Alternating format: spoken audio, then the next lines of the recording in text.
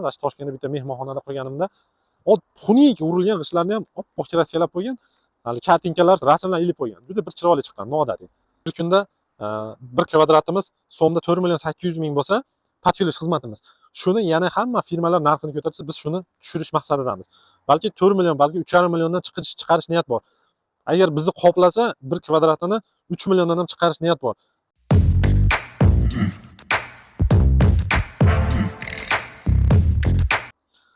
Assalomu alaykum, hurmatli obunachilar. Sizlar bilan Jasurbek. Uzoq kutgan obyektimiz bitdi. Bunday qilib aytganda, bu uyimizni xudo xolasa ichki taraflarini ham yana bir alohida video qilib chiqaraman.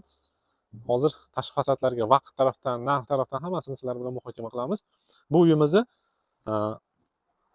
28-dekabrda boshlaganmiz. 2 kun, yangi yildan oldin 2 kun ishlangan.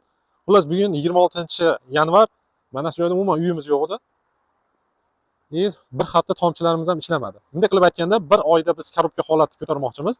100 kvadratdan 120, ba'zida 150 kvadratgacha bemalol bir oyda korobka holatini topshiramiz. Patyulish xizmatini 2 oy ichida shuni qilib ketish maqsadidamiz. Shuni ustida ishlayapmiz. Buni uyimizning ichlari ham xuddi shunaqa g'ishtda bo'ladi.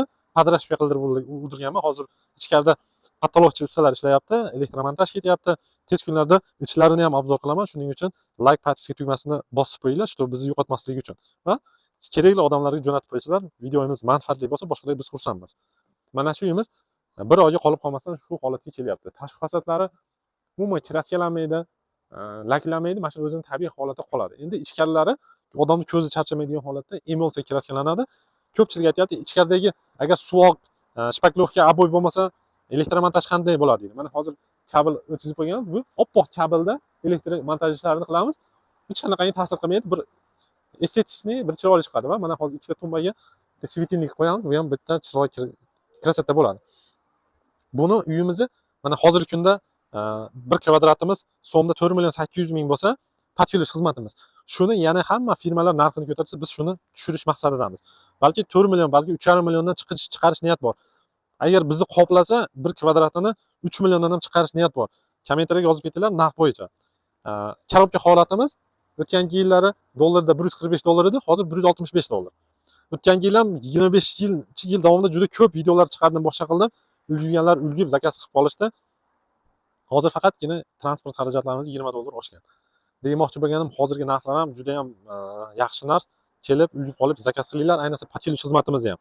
Betondan tortib hamma, mebeldan tashqari hammasi bizdan bo'ladi. Borib, qulf kalit qilib sizlarga topshiramiz. Endi oddiy qurilishdan bizning nima ustunliklarimiz, tarafimiz bor. Shuni sizlarga bir og'iz aytib o'tib ketaman. Pinablok xomushdan quradigan bo'lsalar 100 dollar yo 105 dollardan aylanadi. 100 kvadratli uylar. Bizniki hozirgi kunda 165 dollar, 16,5 ming chiqsa, xomg'ishda 10.500 dollar chiqadi. Pinablokdami. Agar vodiyda g'ishidan qurdiraman desanglar 125 dollardan 130 dollargacha chiqadi.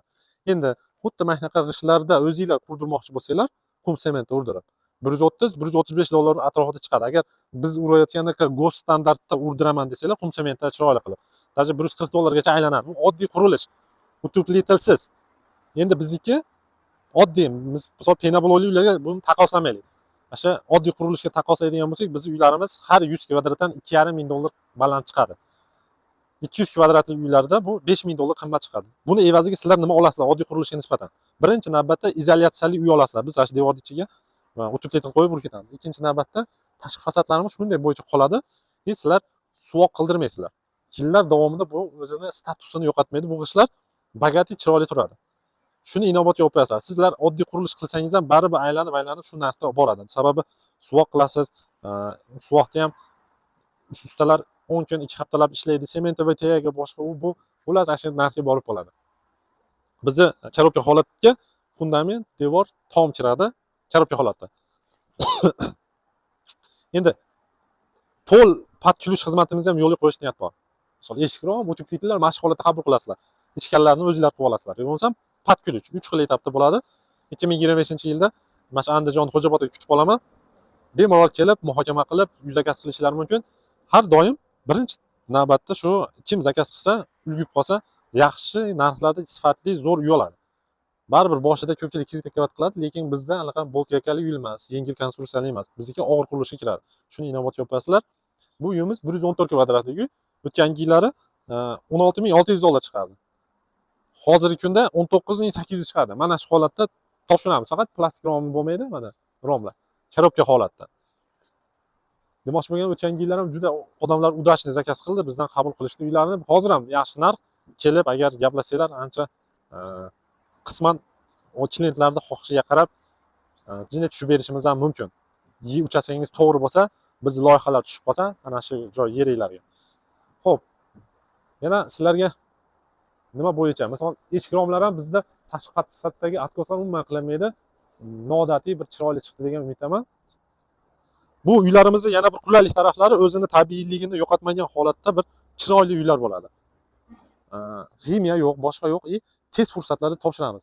Ba'zi bir loyihalarimiz bo'lgan 100 kvadratlik, 105 kvadratlik uylarni 15 kun ish kunida tomini yo'q chiqib ketgan kunlarimiz bo'lgan. Hozir bu uyni ichkarilarini ham xudo xolasa erta-indin chiqarishga harakat qilaman.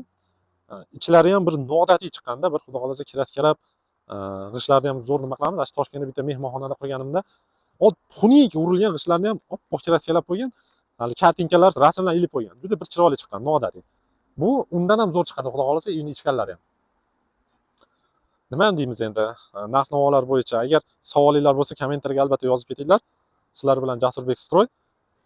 Zakaz qilinglar, energiya tejamkor, qishda issiq, yozda salqin, g'ishtli, utepленный, energiya tejamkor uy qurib beramiz. Sog' bo'linglar, salomat bo'linglar.